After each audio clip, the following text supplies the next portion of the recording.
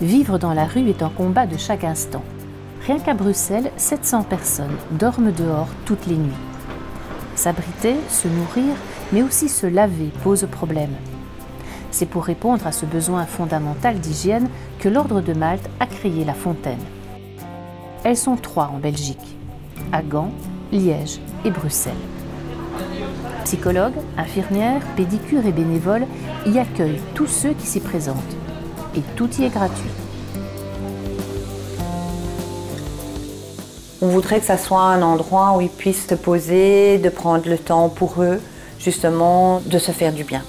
On prend une douche, on est tout nu sous la douche, et donc là on peut voir son corps aussi, voir s'il a maigri, s'il grossit, ou s'il y a des plaies ou des choses qui pourraient être inquiétantes. Et donc c'est là qu'on peut démarrer aussi certains soins. Et donc c'est vraiment lié. Si se laver est important, porter des vêtements propres l'est tout autant. Ceux-ci sont lessivés et mis au séchoir, le temps de prendre un café et de se poser un peu. La première cible chez nous, c'est les gens qui dorment dehors, parce qu'on espère que dans les centres, s'ils logent dans des centres, ils ont au moins accès à une douche. Et il y a quand même certains centres qui ont des soins infirmiers aussi. Donc voilà, c'est clair que c'est notre public cible, comme on dit. Ce sont tous des adultes, hommes ou femmes. Donc on n'accueille pas les enfants, on n'a pas l'infrastructure pour. Au niveau des soins, quelles sont les problématiques que vous rencontrez plus souvent? Alors, le premier soin qu'on fait, c'est les soins pieds. Ça, c'est clair. Les pieds, c'est ce qui souffre le plus à la rue. C'est ce qu'on dit toujours, parce qu'ils marchent beaucoup. Ils font beaucoup de kilomètres, souvent avec des mauvaises chaussures, ou abîmées et mouillées. C'est très difficile de sécher leurs chaussures, et souvent ils ne les enlèvent pas, parce que sinon on vole les chaussures. C'est vraiment une des premières choses qui sont volées en rue. Donc ça, c'est le plus grand soin qu'on fait. Les infirmières en font et on a une pédicure médicale vraiment spécialisée qui vient à un tiers-temps chez nous.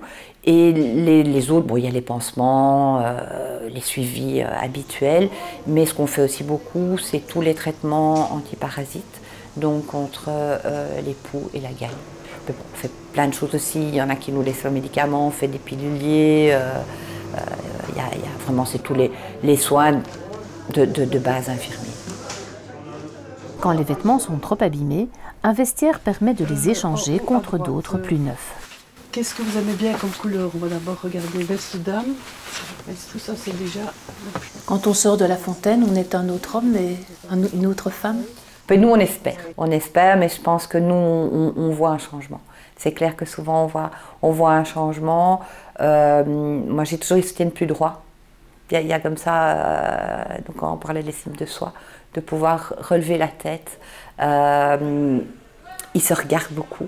Moi, je suis toujours étonnée, il y a un grand miroir juste à côté de la peau, quasi de la porte d'entrée. Et donc, c'est vraiment important. Et il y en a encore un aujourd'hui qui disait, mais je suis rentrée tout pauvre et je ressors tout beau. Et donc, c'est vrai, c'est ce qu'on essaye de leur offrir.